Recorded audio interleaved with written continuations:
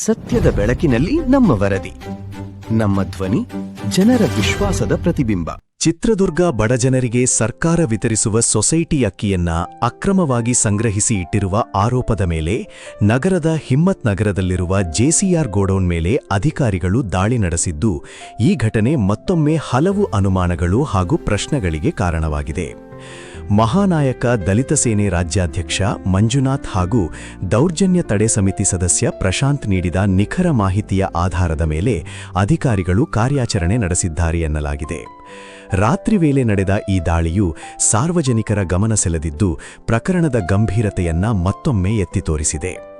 ಸ್ಥಳೀಯರ ಪ್ರಕಾರ ದಾಳಿ ನಡೆದ ಪ್ರದೇಶವು ಸೂಕ್ಷ್ಮ ಹಾಗೂ ಸವಾಲಿನ ಪ್ರದೇಶವಾಗಿದ್ದು, ಇಂತಹ ಸಂದರ್ಭದಲ್ಲಿ ಮಹಿಳಾ ಅಧಿಕಾರಿಯೊಬ್ಬರು ಸ್ವತಃ ಸ್ಥಳಕ್ಕೆ ತೆರಳಿ ಕಾರ್ಯಾಚರಣೆ ನಡೆಸಿರುವುದು ಗಮನಾರ್ಹವಾಗಿದೆ.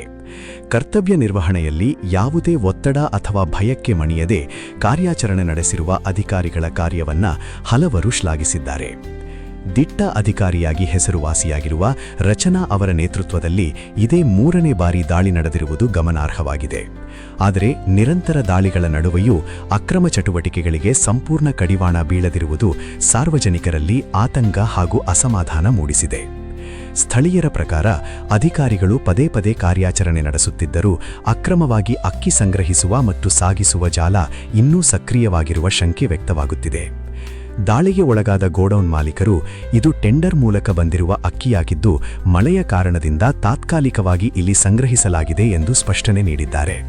ಆದರೆ ಈ ಹೇಳಿಕೆಯ ಸತ್ಯಾಸತ್ಯತೆಯನ್ನ ಸಮಗ್ರವಾಗಿ ಪರಿಶೀಲಿಸಿ ವಾಸ್ತವಾಂಶವನ್ನ ಬಹಿರಂಗಪಡಿಸಬೇಕು ಎಂದು ಸ್ಥಳೀಯರು ಒತ್ತಾಯಿಸುತ್ತಿದ್ದಾರೆ.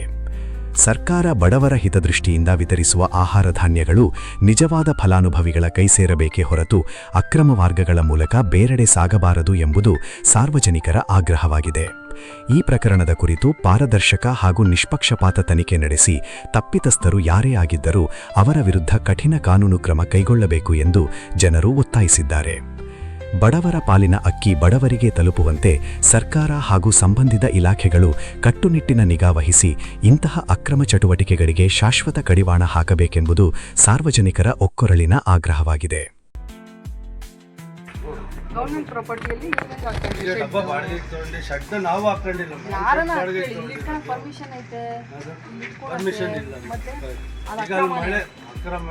ಮಳೆ ಬಂದಿತ್ತು ಮೇಡಮ್, ಅಲ್ಲಿಗೆ ಇಲ್ಲಿ